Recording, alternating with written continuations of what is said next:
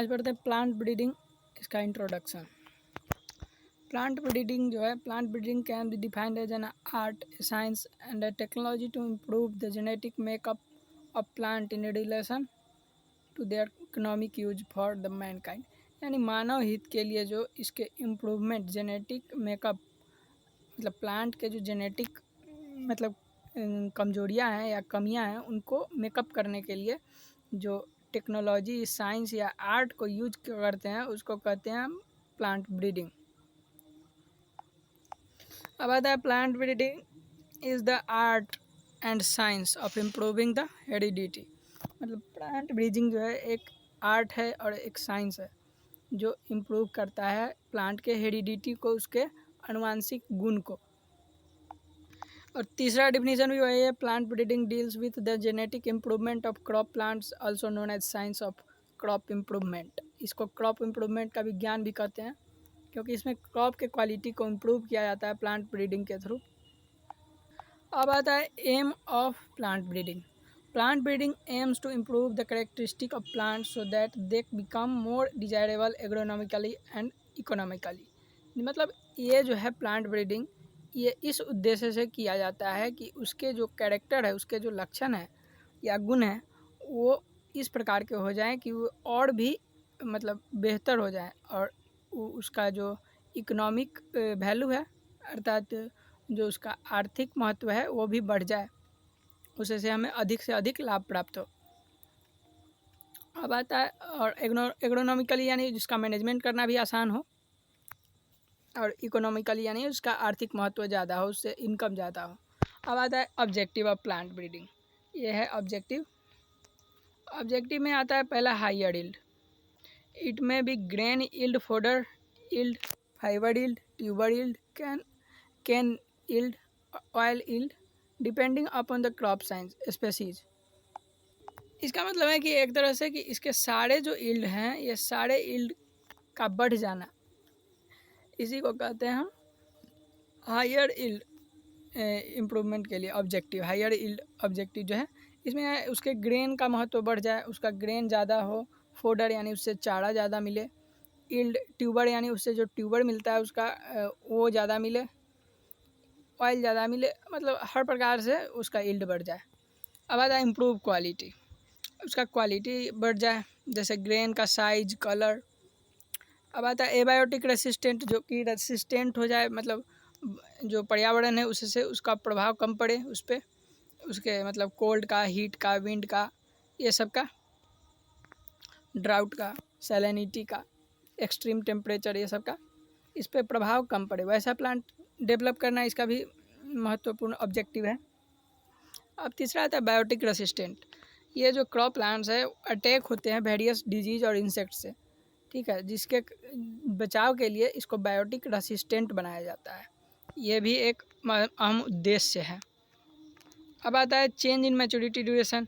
ये जो plant breeding में जो मैच्योरिटी वेराइटी का मैच्योरेशन पीरियड होता है उसके कारण भी बहुत सारा लॉस हो जाता है, जिसको बचाने के लिए इसके जो मैच्योरिटी ड्यूरेशन उसको कंट्रोल करना बहुत आवश्यक है। इसके उद्देश्य से भी प्लांट ब्रीडिंग कराया जाता है। अब आता है डिटरमिनेट ग्रोथ, यानी उसके जो ग्रोथ है उसको डिटरमाइन करने के लिए, उसको निर्धारित करने के लिए, मतलब कितना ग्रोथ हमको चाहिए उस हिसाब से, मतलब उसके लिए भी इसका प्लांट ब्रीडिंग का महत्व है, इसका यूज किया जाता है। डॉर्मेंसी, उसके डॉर्मेंसी को कंट्रोल करने के लिए। Desirable agronomical characteristic, elimination of toxic substance, मतलब जो उसमें विषैले पदार्थ है उसको हटाने के लिए या फिर उसके एग्रोनॉमिक मैनेजमेंट को कम करने के लिए, वेराइटी न्यू सीजन के वेराइटी को डेवलप करने के लिए, या फिर बहुत ज़्यादा एडेप्टेबिलिटी यानी अनुकूलता वाले प्लांट ब्रीड को या उसके स्पेसीज को डेवलप करने के लिए भी प्लांट ब्रीडिंग का महत्व है, उसके उद्देश्य हैं प्लांट ब्रीडिंग के। अब आते हैं स्कोप ऑफ प्लांट ब्रीडिंग या फ्यूचर प्रोस्पेक्टस। स्कोप में आता है the plant breeding has been helping the mankind. ये मैनकाइंड को हेल्प कर रहा है। With knowledge of classical genetics number of varieties have been evolved in different crop.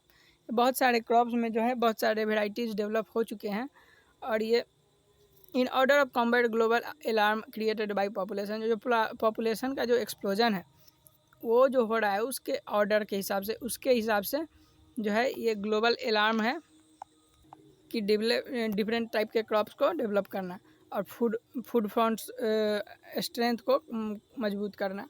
मतलब जिस हिसाब से इसका ग्रोथ एक्सप्लोजन हो रहा है पॉपुलेशन का, उस हिसाब से फूड प्रोवाइड कराने के लिए ज़रूरी है कि इसका विकास हो प्लांट ब्रीडिंग का, और इससे जो अच्छे क्वालिटी के स्पेसीज़ हैं, प्लांट स्पेसीज़ या क्रॉप स्पेसीज़, वो डेवलप हो सके ताकि इसकी पूर्ति कर सके। अब आता है scientific agriculture which achieve by breeder, यही जो है अचीव किया जा सकता है ब्रीडर के द्वारा। अब आता है इसके अनडिजायरेबल इफेक्ट्स, मतलब अवांछित जो प्रभाव है वो। पहला आता है रिडक्शन इन डाइवर्सिटी, डाइवर्सिटी जो विविधताएं हैं उसकी कमी आ जाएगी। जैसे प्लांट ब्रीडिंग के थ्रू जो प्लांट स्पीसीज तैयार होंगे उनकी संख्या बहुत कम होगी, और जो पुराने स्पीसीज हैं उनकी संख्या, उनका यूज जो है घटता जाएगा, जिसके कारण जो आने वाले समय में ये जो प्लांट की जो डाइवर्सिटी है वो घट जाएंगे। जिससे कि अब आता है narrow uniform variety have narrow genetic base, such variety generally have poor adaptability. ये जो नैरो जेनेटिक बेस है, अर्थात ये जो डेवलप होंगे उसकी जो जेनेटिक बेस है वो कम होंगे, मतलब निश्चित होंगे, जिसके कारण इसमें जो है वेराइटी में पुअर एडेप्टेबिलिटी होगी, यानी अनुकूल करने की क्षमता बहुत कम होगी। डेंजर ऑफ यूनिफॉर्मिटी, अर्थात most of the improved variety have some common parents in the pedigree which may cause danger uniformity। अर्थात ये जो है यूनिफॉर्मिटी, अर्थात वो जो वेराइटीज़ होंगे उनके जो पेरेंट्स होंगे वो कॉमन होंगे, इसके कारण जो है वो जो पेरेंट डिजीज़ होंगे उनकी जो है उनका जो खतरा है वो बढ़ जाता है। मतलब अनुवांशिक जो बीमारियां हैं उनका खतरा बढ़ जाता है। अब आता है अनडिजायरेबल कम्बिनेशन, जो undesirable sometimes plant breeder lands undesirable combination that example of man made crops having undesirable combination of character are raphanobrassica and pomato. ये जो है मतलब किसी भी अवांछित या अनडिजायरेबल जो मतलब हम नहीं चाहते हैं वैसे कम्बिनेशन भी डेवलप हो जाते हैं प्लांट ब्रीडिंग के थ्रू। जैसे पोमेटो जो हो गया, टोमेटो और पोटैटो का जो मिक्सचर उसके मिलने से जो है पोमेटो तैयार हो गया, जिसमें आलू और टमाटर दोनों का, पोटैटो और टोमेटो दोनों का जो गुण है वो दिखता है। इसी प्रकार से increase susceptibility to minor disease and pest, ये जो है इसके ससेप्टिबिलिटी यानी उसके जो डिजीज और पेस्ट के प्रति जो उसके रेसिस्टेंट है या उसको सहन करने की जो क्षमता है वो बहुत कम हो जाती है। इसके कारण यही है अनडिजायरेबल इफेक्ट जो कि प्लांट ब्रीडिंग के थ्रू होते हैं, यानी हाइब्रिड क्रॉप्स में जो प्लांट ब्रीडिंग के थ्रू डेवलप किए जाते हैं उनमें ये जो है खतरे हैं। प्लांट ब्रीडिंग ख़त्म हो गया, पहला चैप्टर इंट्रोडक्शन ख़त्म।